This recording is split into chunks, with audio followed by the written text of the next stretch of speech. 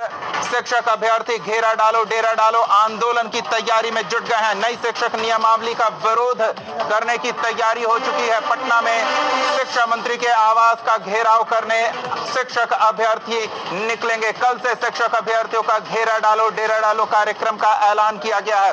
तो नई शिक्षक नियमावली जिसके तहत बीपीएससी से परीक्षा देकर शिक्षकों की सरकारी कर्मी के तौर पर नियुक्ति की जाएगी, उसका विरोध जोर शोर से हो रहा है।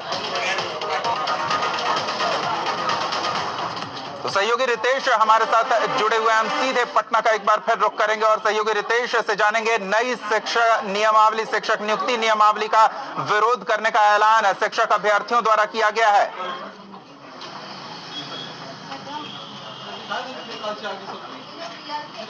बिल्कुल सही कहा दीपक आपने। शिक्षक इसके विरोध में पहले दिन से ही है। भले ही सरकार लाख अपनी पीठ थपथपा ले कि बीपीएससी के जरिए वो शिक्षकों की बहाली करेगी, 2 लाख से ज्यादा जो रिक्त पद हैं उन्हें भरा जाएगा और इसमें पारदर्शिता होगी और उन्हें सरकारी कर्मी, राज्य कर्मी का दर्जा मिलेगा। ये तमाम बातें राज्य सरकार कह रही है और शिक्षकों की संवेदना बटोरना चाहती है।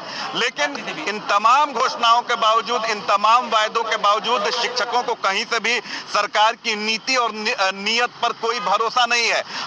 हमारी बात हुई शिक्षक अभ्यर्थियों से, शिक्षक नेता से। उनका साफ तौर पे कहना है कि आखिर कितनी बार परीक्षा दें। कभी सीटेट की परीक्षा, कभी बीटेट की परीक्षा, कभी टेट की परीक्षा देते देते उनकी उम्र निकल गई है। कई अभ्यर्थी तो ऐसे हैं जिनकी उम्र इतनी ज्यादा निकल गई है कि उनकी अब शादी तक नहीं हो पा रही है।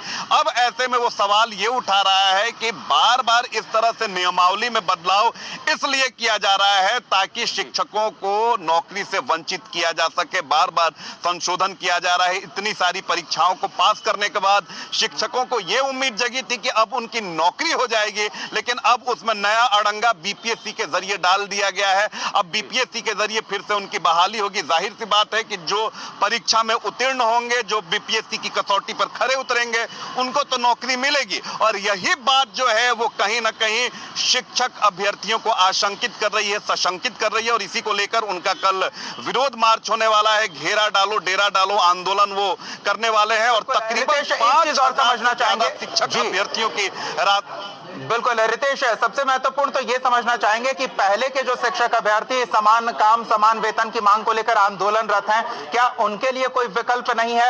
अब सरकारी कर्मी के तौर पर नए शिक्षकों की नियुक्ति होगी तो ये विरोध का स्वर और मुखर होगा। ये विवाद कैसे निपटाएगी सरकार?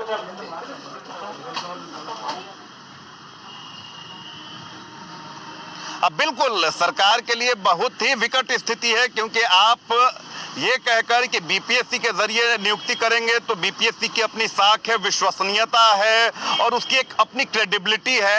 ये बातें शिक्षक अभ्यर्थियों को कहीं से भी हजम नहीं हो रही है। उनका साफ तौर पर कहना है कि सरकार सिर्फ लॉलीपॉप दे रही है, सरकार अपने झांसे में लेना चाह रही है, क्योंकि ऐसे भी शिक्षक अभ्यर्थी हैं जिनकी नियुक्ति प्रक्रिया पूरी कर ली गई, ज्वाइनिंग लेटर दे दिया गया, कहां उन्हें योगदान करना है ये बात भी सामने नोटिफिकेशन में दे दी गई और उसके बाद उनकी प्रक्रिया को